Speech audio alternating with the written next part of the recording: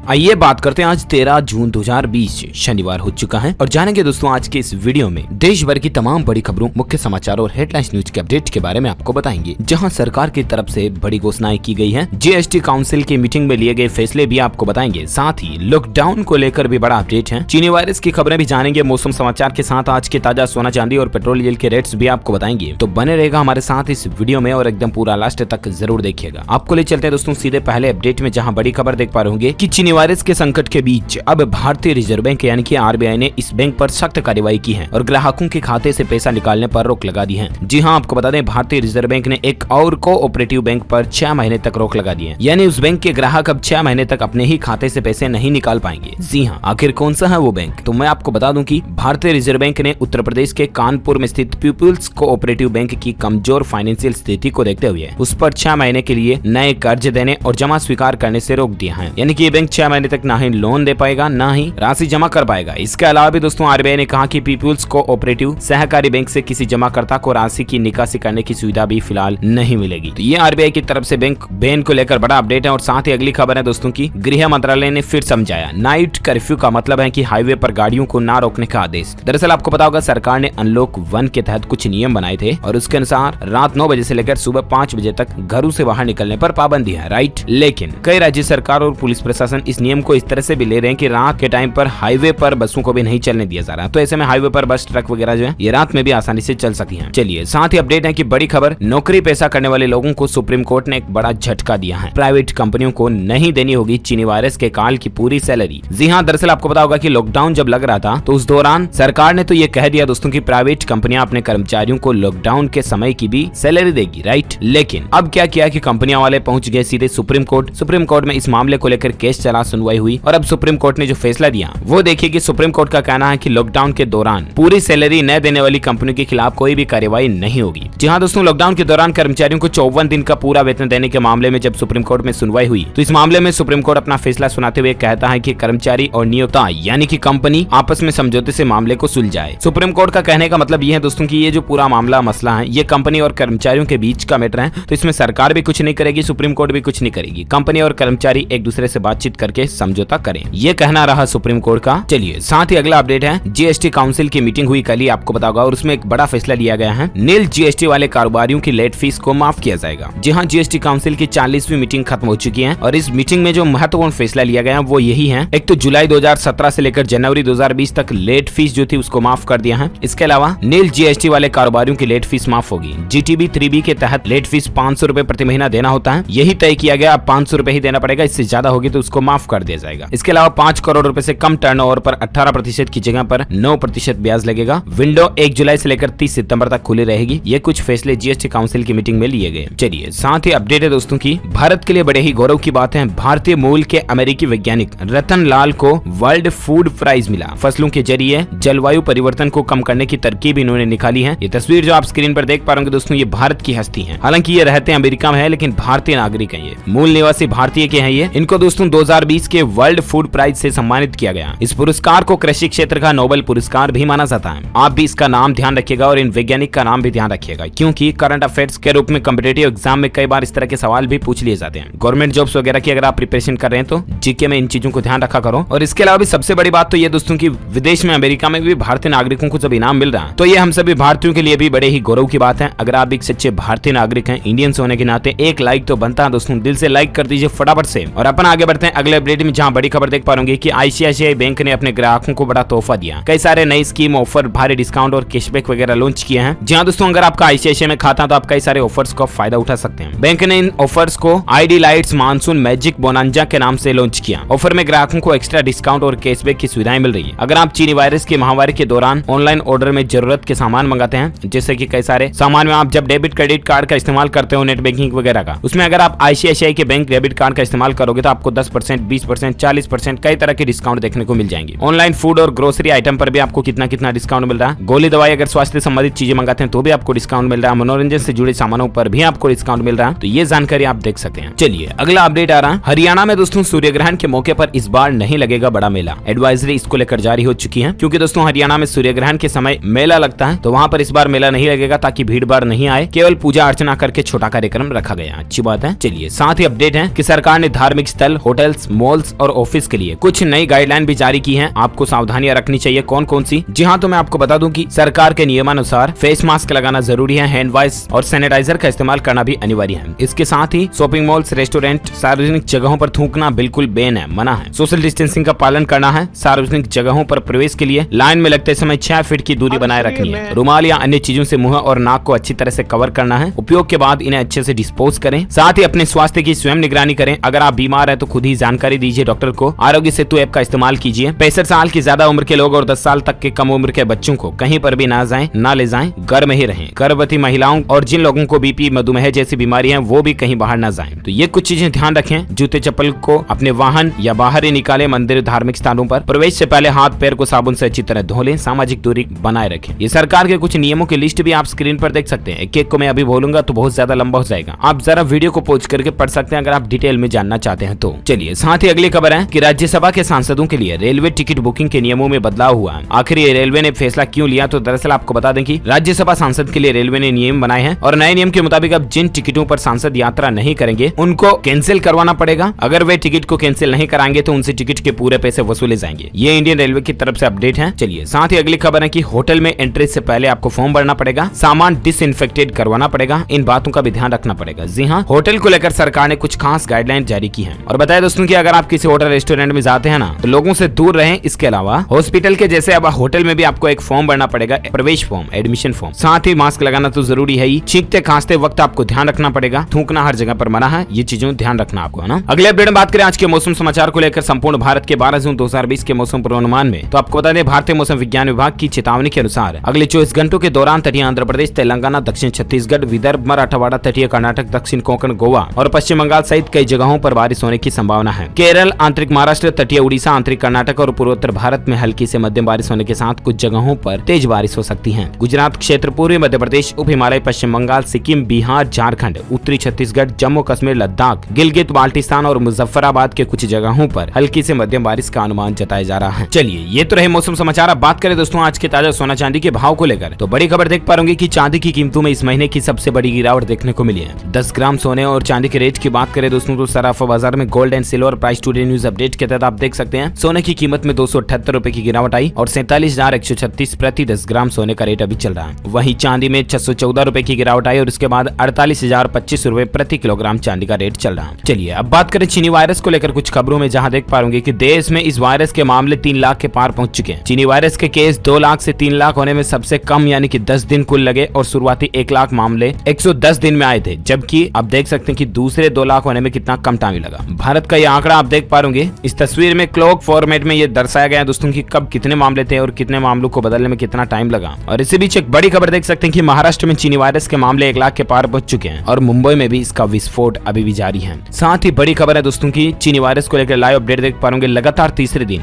11,000 से ज्यादा मरीज बढ़े हैं। दिल्ली में 24 घंटों में रिकॉर्ड टूटा है। 2,123 रिपोर्ट पॉजिटिव आई है। देश में अब तक 3 लाख से ज्यादा केस हो चुके हैं। जी हाँ, आपको बता दें दोस्तों कि भारत में अनऑफिशियल डेटा की अगर बात करें तो देश में चीनी वायरस से संक्रमितों की संख्या 3,06,233 हो चुकी है। वहीं चौंकाने वाली बात यह दोस्तों कि इन मामलों में 33% मामले तो सिर्फ महाराष्ट्र के हैं। शुक्रवार को यहाँ संक्रमण के 3493 नए मामले सामने देखने को मिले, यानी कि सबसे ज्यादा मामले अभी महाराष्ट्र में चल रहे हैं। और भारत में अनऑफिशियल डेटा के अकॉर्डिंग 3,06,233 टोटल संख्या हो चुकी है। वहीं ऑफिशियल डेटा की अगर बात करें तब तो 2,97,535 ही है, जो कि कल तक के भारतीय स्वास्थ्य मंत्रालय की रिपोर्ट के अनुसार डेटा है। और बाकी इसी के साथ ही अपन बात करते हैं अगले अपडेट में, जहां देख पाएंगे कि रूस ने 4 दिनों में चीनी वायरस को ठीक करने वाली दवा से इलाज शुरू करने को मंजूरी दे दी है। जी हाँ दोस्तों, दरअसल चीनी वायरस के उपचार के लिए दवाओं और वैक्सीन की शोध पूरे विश्व के वैज्ञानिक कर रहे हैं। किसी देश के दूसरे चरण की टेस्टिंग चल रही हो तो कोई देश अंतिम चरण की टेस्टिंग का दावा कर रहा है। और इसी बीच रूस ने इस वायरस की इलाज करने वाली एक दवा की आधिकारिक घोषणा भी कर दी है। अब देखते हैं दोस्तों आखिर इस सर्वे में, एनालिटिक्स में रूस में यह दवा कितना असर कर पाती है, कारगर होती है। मैं आपको बताता रहूंगा अगले अपडेट DLS न्यूज के माध्यम से। अगर आप हमसे जुड़ा रहना चाहते हैं तो इस चैनल को सब्सक्राइब करके बेल आइकन जरूर दबा देना, ताकि आप कोई भी काम की खबर को मिस नहीं कर पाएंगे। और चलिए फिलहाल अपन आगे बढ़ते हैं अगले अपडेट में, जहां देख पाएंगे रिलायंस जियो के ग्राहकों के लिए अच्छी खबर है। जियो फाइबर के इन प्लान्स पर आपको साल भर अमेजॉन प्राइम मेंबरशिप बिल्कुल फ्री में मिलती है। कौन कौन से प्लान पर, तो आप देख सकते हैं जियो फाइबर के जो प्लान्स हैं। चलिए, साथ ही अगली खबर है कि मध्य रेलवे ने बनाया captain Arjun robot, railway station पर करेगा यात्रियों की थर्मल स्क्रीनिंग। जी हाँ दोस्तों, चीनी वायरस के बढ़ते प्रकोप पर ब्रेक लगाने के लिए मध्य रेलवे ने एक ऐसा रोबोट तैयार किया है जो यात्रियों की खुद स्क्रीनिंग कर उन्हें दूसरे लोगों के संपर्क में आने से बचाएगा। मध्य रेलवे द्वारा आविष्कार किए गए इस रेलवे रोबोट को कैप्टन अर्जुन नाम दिया गया है। ये रेलवे की एक टेक्नोलॉजी की अच्छी बात है दोस्तों। देखिए आपकी किस तरह से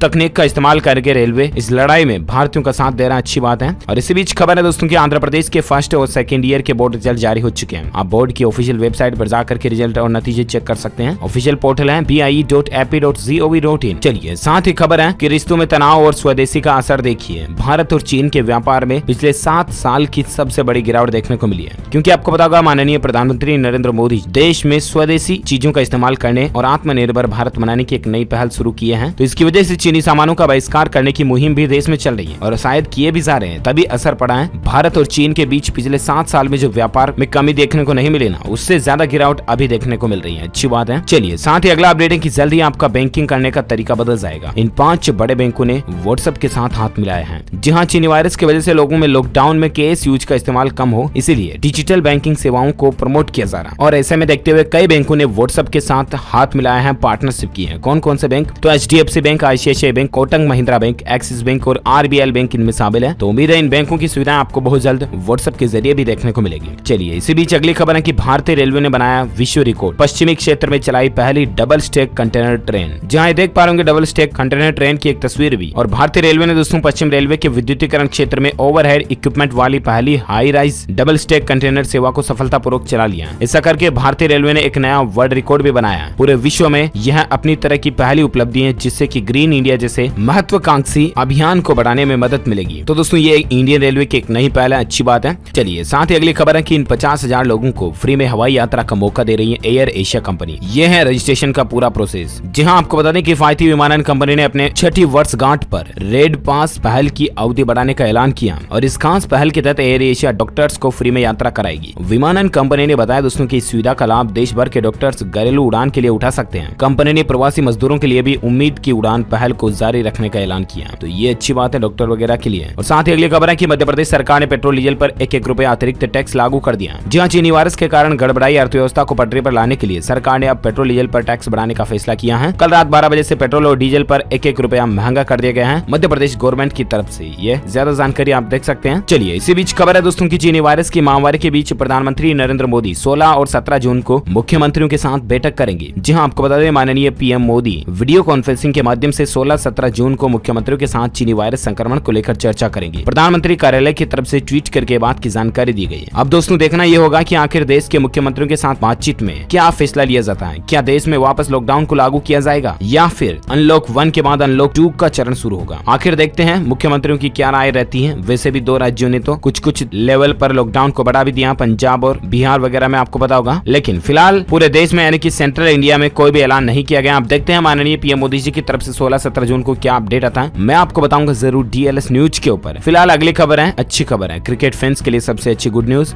भारत और ऑस्ट्रेलिया के बीच होने वाली टेस्ट सीरीज में फैंस के लिए बड़ी खुशखबरी आई है। अब 10,000 दर्शक मैच भी देख पाएंगे। जी हाँ, आपको बता दें ऑस्ट्रेलिया के प्रधानमंत्री स्कॉट मॉरिसन ने शुक्रवार को कहा दोस्तों की चीनी वायरस पाबंदियों में ढील देने की घोषणा की गई, जिसमें 40,000 की क्षमता जिन खेल स्टेडियम में लोगों के बैठने की है ना, उनमें अब 10,000 लोगों की मेजबानी होगी, यानी कि 25% तक दर्शक बैठ करके मैच को एंजॉय कर पाएंगे, देख पाएंगे। तो ये एक अच्छी पहल है सरकार की तरफ से। और इसी बीच खबर है दोस्तों की मंडी से बाहर नए कृषि कारोबार की व्यवस्था में किसानों को नहीं मिलेगा MSP का लाभ। जहां किसान भाई लोगों के लिए सरकार की तरफ से एक बड़ा अपडेट आ रहा है। मोदी सरकार ने पिछले सप्ताह कृषि क्षेत्र में व्यापक सुधारों का ऐलान करते हुए किसानों को उचित मूल्य दिलाने के लिए agreement on price insurance and farm services ordinance को लागू कर दिया। किसान संगठन इन दिनों इसे बारीकियों से समझने में लागू है। और इसी बीच इसके बारे में ज्यादा जानकारी आप देख सकते हैं कि मंडी से बाहर MSP को बेंचमार्क मानना अनिवार्य नहीं होगा। तो ये इन्फॉर्मेशन है। और इसी बीच अगली खबर है दोस्तों की PM मोदी ने कहा ये समय अवसर को पहचानने का है, खुद को आजमाने का है और नई बुलंदियों की ओर जाने का है। और इसलिए आप डरे नहीं दोस्तों इस वायरस से, चीनी वायरस के संक्रमण से, बल्कि नियमों का, गाइडलाइंस का, दिशा निर्देशों का उचित पालन करते हुए बिल्कुल आत्मविश्वास के साथ जिए, कॉन्फिडेंस बनाए रखें और इन बेसिक बातों का जरूर ध्यान रखें। चलिए साथ ही अगला अपडेट है कि उत्तर प्रदेश में हाईकोर्ट से सरकार को राहत मिली है, भर्ती प्रक्रिया जारी रहेगी। जहां दोस्तों उत्तर प्रदेश में 69,000 शिक्षक भर्ती मामले की गई स्पेशल अपील पर सरकार को अंतरिम राहत मिल गई है। हाईकोर्ट ने फैसला सुना दिया कि सुप्रीम कोर्ट के 21 मई व 9 जून के आदेश के क्रम में ही उत्तर प्रदेश के इस मामले में भर्ती प्रक्रिया की जाए। और उम्मीद है अब छात्र छात्राओं लाखों स्टूडेंट्स को राहत मिलेगी कि बहुत जल्द आपको इसके एग्जामिनेशन वगैरह और डिटेल्स देखने को मिल जाएंगी। और साथ ही अपडेट है, फैक्ट चेक देखिए कि क्या 5 लाख केंद्रीय कर्मचारियों को सरकार नौकरी से बाहर निकलने वाली है। आखिर ऐसा क्यों? तो दरअसल सोशल मीडिया पर कई सारी ऐसी अफवाहें चल रही है जिसमें एक खबर वायरल हो रही है कि सरकार जो 5 लाख केंद्रीय कर्मचारियों को नौकरी से निकाल देगी। जब पीआईबी फैक्ट टीम की तरफ से इसको चेक किया गया तो ये खबर बिल्कुल फेक है, फर्जी है। आप ऐसी खबरों पर विश्वास ना करें। डीएलएस न्यूज के ऊपर मैं जो भी खबरें लाता हूँ ना, वो हर अपडेट काम का होता है, बिल्कुल जानने योग्य होता है, इसलिए मैं आपको बताता हूँ, तो ध्यान रखिएगा। और इस बीच अगली खबर है कि बिहार में जमीन के सर्वे का काम जल्द ही शुरू हो जाएगा। इन 20 जिलों में सबसे पहले चरण में जमीन सर्वे का काम होगा। कौन कौन से जिलों में, तो इसकी लिस्ट भी आप स्क्रीन पर देख सकते हैं। और इसी बीच अपडेट है कि 5000 mAh बैटरी के साथ ओप्पो का A52 मोबाइल भारत में लॉन्च हो चुका है, जिसका सीधा आमना सामना जो Realme X2 Pro से रहेगा। और देखते हैं आखिर किसकी सेलिंग कितनी ज्यादा आती है। और इसी बीच खबर है कि आज के समाचार ये खत्म होते हैं। आप इस वीडियो को लाइक करना, ज्यादा से ज्यादा अपने दोस्तों के साथ फेसबुक और व्हाट्सएप पर शेयर करना, और आप मुझे नीचे कमेंट करके बताना दोस्तों कि इस चीनी वायरस के संक्रमण में भारत दुनिया भर में कौन से स्थान पर आ चुका है। तो जो लोग इस सवाल का सही जवाब इस वीडियो के नीचे कमेंट बॉक्स में देंगे ना, वो रैंडमली पिक किए जाएंगे हमारे डीएलएस न्यूज टीम की तरफ से, और आप जीत सकते हैं शानदार सरप्राइज गिफ्ट, जो कि गिव अवे के रूप में आप तक पहुंचा दिया जाएगा। और साथ ही इस वीडियो को लाइक शेयर करना। और अगर आप चाहते हैं कि रोजाना आपको इसी तरह के काम की खबरों के अपडेट्स तुरंत आपके मोबाइल पर मिलते रहे ना, तो इसके लिए कुछ नहीं करना, डीएलएस न्यूज चैनल को सब्सक्राइब करके बेल आइकन भी जरूर दबा देना, ताकि आपको रोजाना के ताजा अपडेट्स तुरंत आपके मोबाइल पर मिलते रहेंगे। Thank you, take care, good bye, जय हिंद, जय भारत,